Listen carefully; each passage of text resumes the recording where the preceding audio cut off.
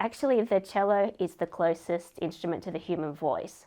So there was something that just spoke to me with the sound, and I think the piece that the student played was the Bach cello suite, the prelude, the very famous one that you hear all over. And that to me was it. I just knew like that was the convincing moment.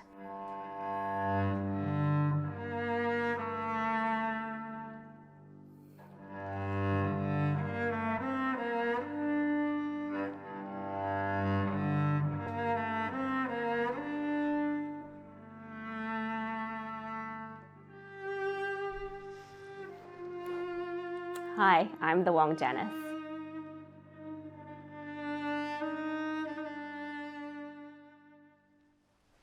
So I grew up in Melbourne, Australia, and as long as I remember, I've just loved music. I used to mainly listen to top 40. I was a 90s kid, so there was a lot of the chart. So every weekend there was this top 40 countdown, and also well, I didn't have MTV, but there was another one called Rage, and they had the countdown, I think maybe from 100 every weekend, and I used to love watching video clips. So I knew all the latest pop songs according to their video clips. And that's really where my love for music started, pop music. I remember in the bedroom I was pretending to be the singer of Roxette, singing. And I never really wanted to be a singer, but I just was really immersed in music. My parents were not so much musicians, but my dad did grow up listening to music. He liked the Beatles, Led Zeppelin, Eric Clapton, so there was more of that guitar-heavy music being played in the household or listening to the radio. But I wasn't really a fan. I always thought it was like golden oldies. I wasn't interested in that kind of music. But he bought a guitar, an acoustic guitar. And so I think that's probably where I picked up a little bit of an interest in guitar in my older years as well. My dad wasn't really good at the guitar, to be honest, but he bought these magazines which had the guitar tabs. So I was also self-taught. So as he was learning, I was also learning, and I think I was below 10 years old back then.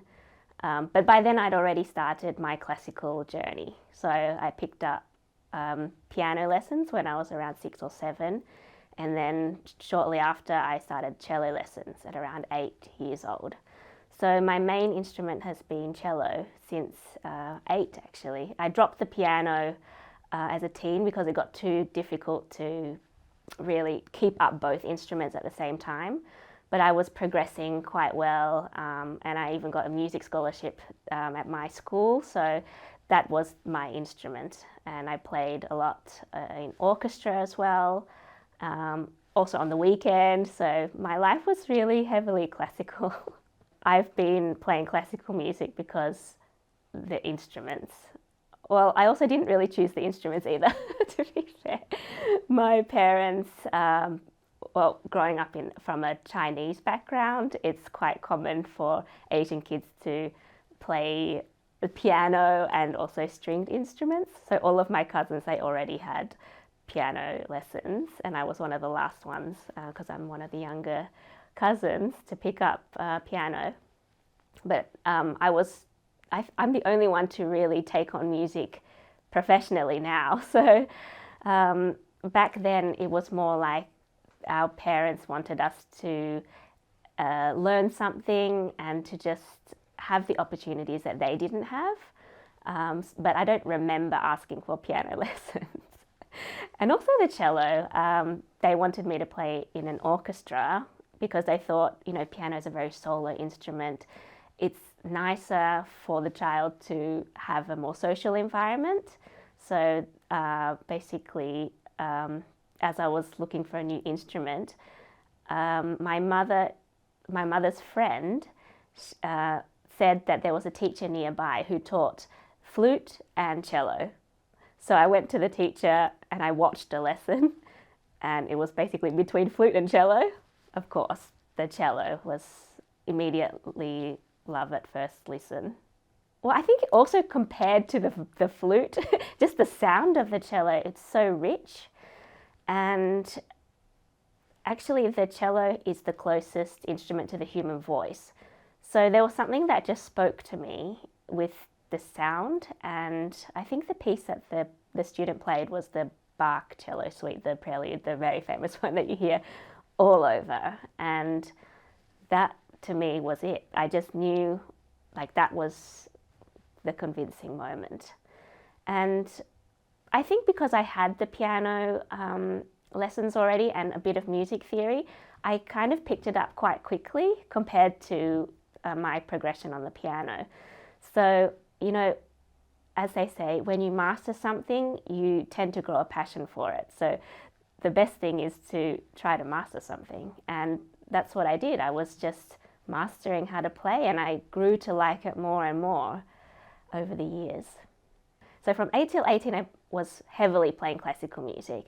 But at age 13, I remember the music teacher, he gave us a challenge. He said, why don't you perform a song? So there were some boys who formed a small band, and they invited me to play the cello part of the song. I think the song was Shimmer. When I listened to the song and I tried to play the cello, I realized that I could play the notes, like I could hear what I was playing and replicate it on the cello. And that was a new skill to me that I didn't know that I had. So at 13, I was thinking, oh, this is really cool. And now I can play pop music. So after that song, then I played the string part to Green Day's Time of Your Life. You know, there's that iconic, I think it's a violin part. But I performed that with the class as well. So just from then on, I really started to use the cello in pop music, which was my first love, remember. That kind of kept on going through those years. And then after, when I finished all those classical exams, I think I was about 18, I just decided that's the end of classical music. Like, I just never wanted to play anything classical ever again. So from classical, I went to pop music, basically, and played with different kinds of bands, from singer-songwriter to even improvising on an electronic dance band. Just really learning to improvise because I realized that it wasn't a skill that I had. So I could replicate things from what I heard, but I couldn't play freely. And that really upset me one time when I auditioned. I managed to get an audition with one of a famous singer at the time, and I managed to get an audition. That was already the most amazing thing. And I'd practiced everything perfectly on the album. And after we played some of the pieces that I'd practiced, she said, well, okay, now play something of like your own to my music. Let's just jam. And I froze. And I was so deeply sad that I just hadn't the skill at that time to improvise. So from that moment on, that was a really defining moment. You know, that first rejection story, that was it. And so I never got to tour with her, and which was my dream. But from then on, I was like, I'm going to learn how to improvise because this is holding me back. This really needs to be my next skill. So that's how I started improvising, but still the journey from improvising to making my own music, then it was still many years after that.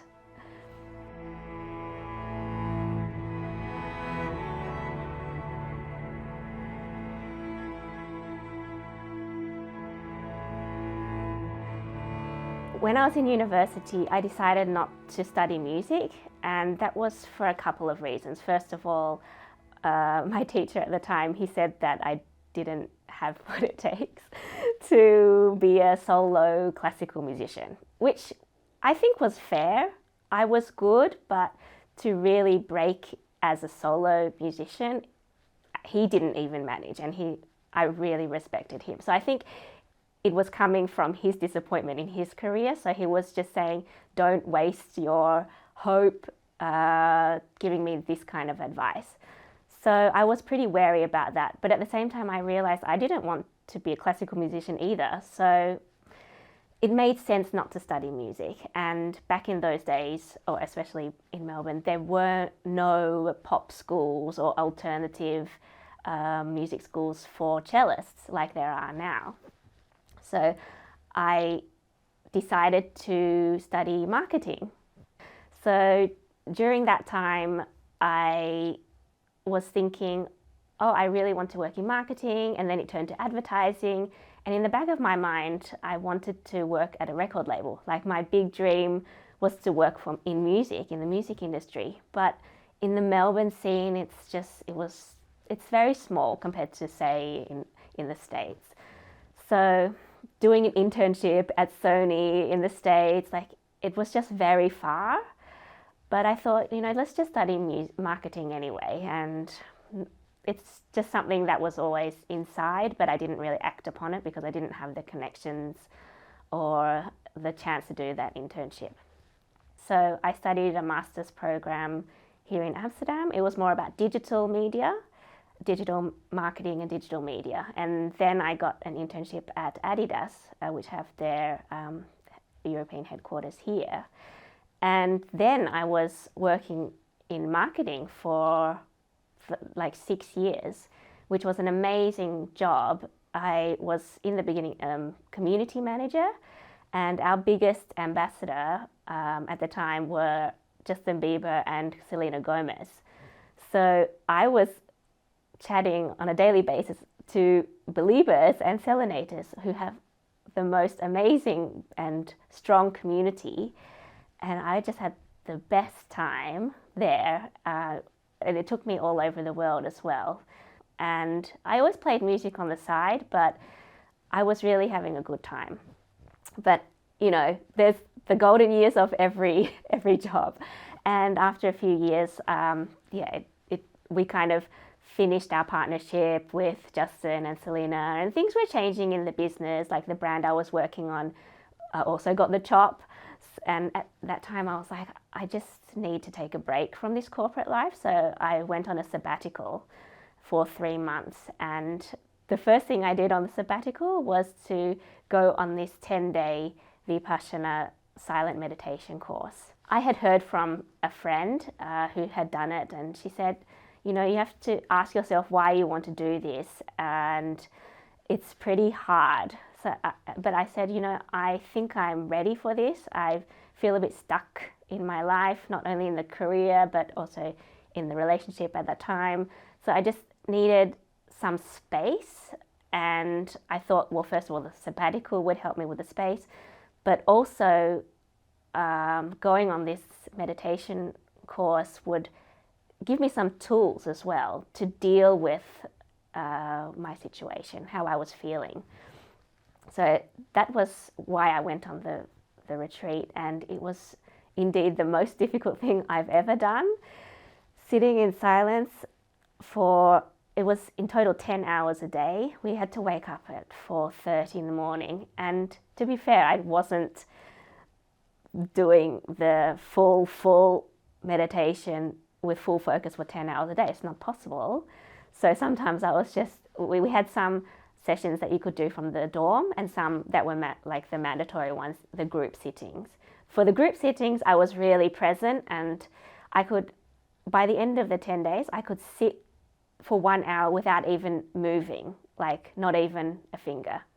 So that was by the end. But during the day, like at 4:30 or 6:30, I just was so sleepy that it was hard for me to really concentrate. So like I was working through a lot of things. And by the end of the 10 days, the most amazing feeling came because I could really feel the thoughts slowing down. And in the beginning, like the first 3 days, I started to get pain because you have to sit on the floor. The thoughts are just running through the head, like what they say, the monkey mind. But by the end, I could really feel the thoughts slowing down. And by the 10th day, I could hear each thought like coming very in a linear fashion, like one thought, and just another thought. And it was so slow inside my mind, and it was bliss. Like, I really felt so relieved. And there were also teaching, so every night there was teaching, and there were a lot of stories as well, to kind of let you understand, for example, death. When someone dies that's close to you, you're really, really overwhelmed and sad, and it takes over your life. And one of the stories was one lady had to go around the neighborhood, like back then it was like an Indian village. She had to go around, and for every person who hadn't suffered, she could put a seed in the jar. But everybody else had a story. So that was more like saying, everybody, death or, difficult situations are part of life. And there were many tools during the course to learn how to deal with things that come up. And it was more about having the balance of life, like feeling everything that comes up inside you. When you feel sadness arising, or anger, or you don't like something, or you're thinking about the past, or craving for something in the future, like just to notice that and just really calm that sensation. Not to ignore it, but just to notice it's there and to just breathe through it and not react. So the lesson was really to relieve yourself from suffering. That was I would say that was my biggest learning. And the lesson was, we all hold our own shackles. So suffering is how we react. It's not something happening to us. It's how we react to things happening. So it was really powerful. And what I learned was, I have the key to unlock my suffering, and I have the key to my liberation and to be free. So that was really a mind-changing mindset for when I left. And it was kind of a strike of fate, but like I said, the brand was changing where I worked, and I actually got a call from my company during the sabbatical to say that my position was being cut. So instead of being anxious, well, of course it was, I was anxious, but I found that this was a moment that I could use to jump to another part of my career, instead of just following on in the same company, in the same department. So that's when I thought, okay, maybe I can really move closer to music now. And yeah, that course just came at a perfect moment in my life where I was open to new opportunities. And shortly after that, a friend had recommended the book The Artist's Way. And like I said, I was in a moment where I was open. And as soon as I started reading it, in my head, I thought, oh, well, I work in marketing. I'm going to work at a music agency. That's perfect to make music for ads. So that for me was business in sport, and now I'm going to business in music. But then the book, like one of the sentences said, if you're a true artist, you're never going to be happy working next to artists. And when I read that, I thought, oh no, it's speaking directly to me. So it means I have to work in music, but more concrete, like as a creative. So then I was looking for more ideas on how to actually progress. I didn't think about becoming an artist like in the beginning, but then I was still thinking on the track of music producer, like working at the agency and a music agency. But yeah, bit by bit, that's how the story came together. And so after I finished the corporate job, then I studied sound engineering and music production at Abbey Road Institute here in Amsterdam. And that 1 year, it gave me the skills to really switch up my career within the 1 year. So I had a lot of choices actually to, work in a studio, to be an artist, or to, again, work in a music agency. But then I started applying for jobs, and the reality hit me that I didn't have the skills to be a music producer. Like, I was there for 1 year learning a lot of things, but going from a course to working full-time as a, proper music producer, there needs to be some kind of build up there. And then, so I didn't even get an interview. And that's when I thought, okay, do I really want this? Do I really want to go back in a corporate environment? Yeah, I would be making music, but would I be? I might be just pushing papers or arranging other people to do the creative stuff. So I was really starting to doubt the whole desire to be a music producer in an agency. And in any case, I didn't get a call back. So I was like, all right, let's actually look for more things to do. And then I was thinking, all right, I just opened a big piece of paper to write down all the ways you can make music. Even one I put making beats, because back then, I don't know if it's still, but making beats and selling the beats. And I was kind of more into electronic music at the time, making music for games, making music for film. Like, I had so many ideas, and I tried everything at home, I mean. And, I did a mock project for my portfolio. I tried to make music for a commercial or a small film, tried to make some beats, and I just realized I wasn't a composer in the traditional sense, and I wasn't that good at the computery things because, it's a new landscape for me. I've never used a DAW. As I was crossing more and more things off the list, I was like, what's left? What is actually left?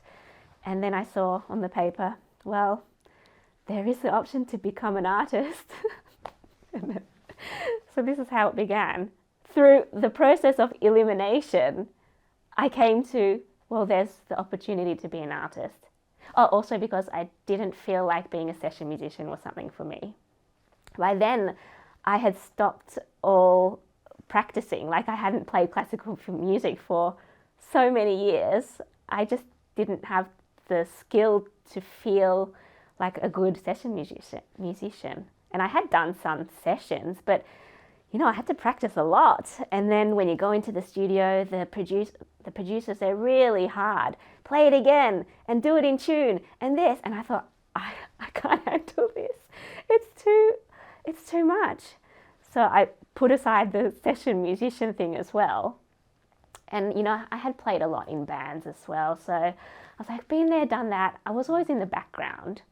Not that maybe I am self-centered, but I thought, I don't always like to be so much in the background because people really enjoyed what I contributed to the band. So I thought, okay, let's see what I can do with as an artist. And then the crazy thing is, I didn't even think of the cello. Like, I was still thinking, okay, what kind of music do I want to make? What instrument do I want to play? And here I was, having the background of a cellist, and it's just obvious now that, like, cello was always my path. But because of that teacher, he told me, yeah, you will never make it, that kind of, and he was mainly saying in classical music, but it kind of sounded to me, you will never make it in music, like I just interpreted it myself. So I never really thought, I can be a cellist, because I wasn't as good as, the two cellos or Tina Guo, I don't know if you know her, but I just didn't have that self-confidence that I could create something with the cello. But in any case, it didn't deter me. I was like, this is where I'm at, and I don't have any other, options at the moment. I'm exhausting all my options, so let's just try. What's the worst that can happen? And plus, I had these new skills from the audio engineering course, which I was very grateful for, because I could just record myself, I could mix it, add the effects, and it's something that I'm actually really proud of. But back then, I started to ask some friends, so if I made a cello album, where would you listen to it? So I was still gathering ideas, doing market research, right? And my friend said, well, I imagine cello, I would listen in a very solid, like in solitude, maybe a walk on the beach, with a wine in the bath while reading. So I started to think, okay, actually people like cello music for very quiet activities. So I don't need to be a virtuoso, which was really good for me. Like I said, I wasn't really practicing in the last year, so I wasn't up for playing really fast things and showing off. So okay, people want slow music. Meditation had come into my life a couple years earlier, and then I realized, like, it was kind of like the penny dropped. If I didn't have to worry about money, what would make me happy? What would I like to do every day of the week, years, without worrying? And I was like, meditation and playing the cello. They were the two things for sure that would make me feel more balanced and just be happy as well. So that's how the first cello meditation project and album was born. And as I said, I didn't have any other job, so I was like, all right, let's knock out an album, which I did in 3 weeks. And yeah, it was very simple. I just recorded a low grounding tone with the electric cello that I have. And then I decided I want to improvise for a couple of reasons. One, because I decided that meditation music was the way to go, because of that I wanted to be more free and just pass on my learnings from meditation to everyone else. But I wanted to do it through music, because I realized I'm not a guru, I'm not a meditation teacher. I'm not up for teaching people how to meditate in silence.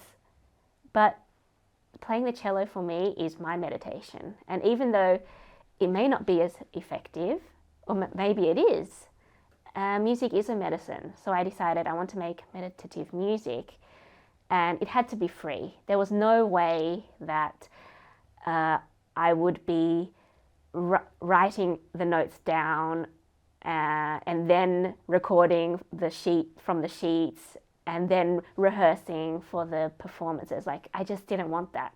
But also because I didn't want to rehearse, like I said. I just was done with rehearsing classical music.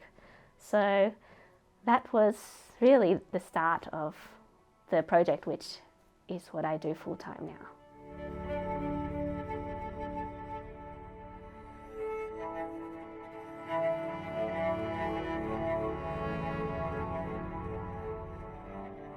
I had recorded this album within 3 weeks, and I was doing my research, as you do, on which distributors were available and affordable and how to do everything.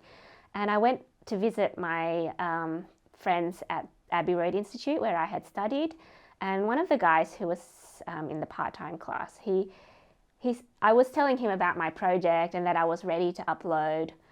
None of this, 3 months in advance thing. I was ready to upload now. He said, oh, look, CD Baby is really easy. I can show you. So I basically went to the computer with him. He did a dummy with me and showed me how easy it was. And I was really surprised. So I thought, okay, I can do this. And it was just as easy as that. I didn't need to check any other platforms in depth because he showed me how to do it. So from then I put up my first album, and then the second, and to the third and fourth and fifth. And last year I saw that that there were different stages for the different artists. So I thought, oh, maybe this is something for me. I always felt like, you know, my streaming is going quite well now, and I really do want to bring myself to the next level. So I was just checking it out, and I applied. And so for the last year, I've also been a City Baby Plus artist, which is amazing because I get the free submissions, and the submissions get to the platforms like in a blink of an eye. And that's really useful for me because like sometimes, as I do everything by myself, sometimes I'm not that organized, and so I don't have like the 3 month, 6 month lead time. So I'm like, okay, let's get this up quickly so my fans have something to listen to. And it's up before I can even write a summary about it, you know. So I've been really happy, and yeah, couldn't be more delighted to be part of that family. I couldn't have even imagined that I could have lived from my work as an artist. It was something so beyond my imagination. Like I hadn't even dreamed of it. It was even beyond my own imagination until I just, like I said, everything was crossing off the list, and I thought, well, it could be an option. Why not? And then it grew into something like a belief, and then it grew into, oh yeah, I can do this. And then I saw that I was going somewhere, and it's like, oh, I can make a living.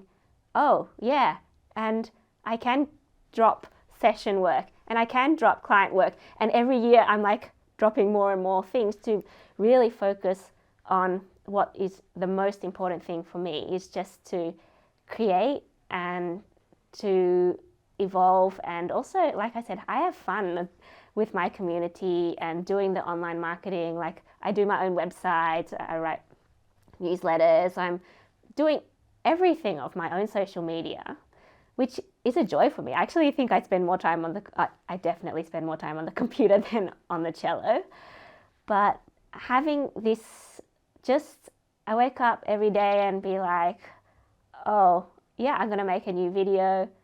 And the goal is for me not to really be pressured, like to think, oh, I need to make 10 videos because that's going to get me X amount of money, or I need to do this many performances because I need to pay my rent. You know, that's stressful. And to be honest, I'm still in the phase where, you know, I have bills to pay. But in the long run, I really just want to let go of that money anxiety.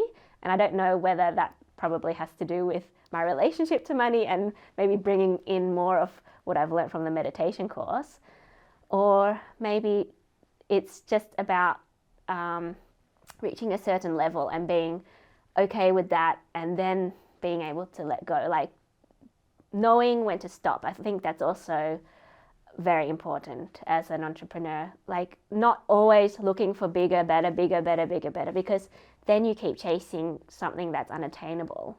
So making a goal where you are happy with all, like where everything fits into place, and not chasing. So I think that's ultimately the goal, just to be able to make music and be free. Like I said, from the meditation course, just my philosophy on life is just to be free with my music, to make music, to feel free, and to give my listeners that chance to also just let go and be free as well.